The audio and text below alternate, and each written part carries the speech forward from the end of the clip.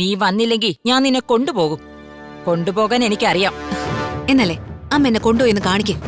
അനു, അനുവിന്റെ അമ്മേ, അവൾക്ക് താല്പര്യമില്ലെങ്കിൽ നിങ്ങൾ എന്തിനാ കൊണ്ടുപോകുന്നേ? അവളെ ചതിക്കാനല്ലേ? ഞാൻ ഇവിടെ ഉള്ളപ്പോ നിങ്ങളുടെ ആ ചതി നടക്കാൻ പോകുന്നില്ലമ്മേ. നീ വരുമോ ഇല്ലയോ? തീരുമാനം ഇപ്പൊ പറയണം. തീരുമാനം ഞാൻ നിങ്ങൾക്ക് ഇപ്പൊ തന്നെ അറിയിച്ചുതരാം.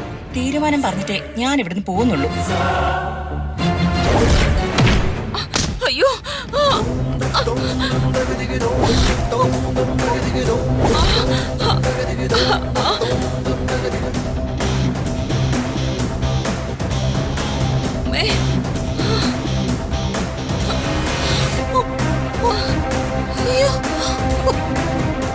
അമ്മേ, അമ്മേ എനിക്ക്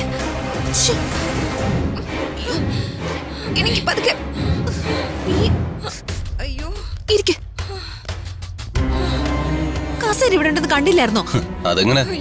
കണ്ണു മുഴുവൻ നിന്റെ സ്വത്തുക്കളിലല്ലേ? വിടടി, നീ എന്നെ ശുശ്രൂഷിക്കൊന്നും വേണ്ട. ഞാൻ ആവശ്യപ്പെട്ട കാര്യം ചെയ്യാതെ നീ ഇവിടുന്ന് പോവില്ല, ഓർത്തോ?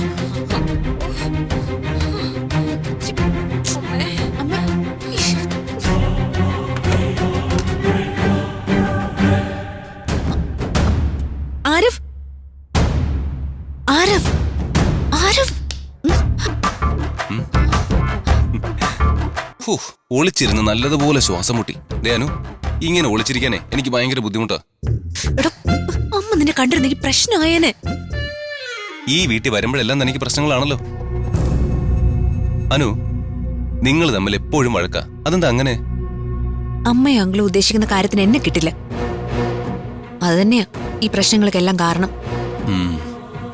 ഇപ്പൊ തന്നെ എനിക്ക് ശ്വാസം മുട്ടി തുടങ്ങി.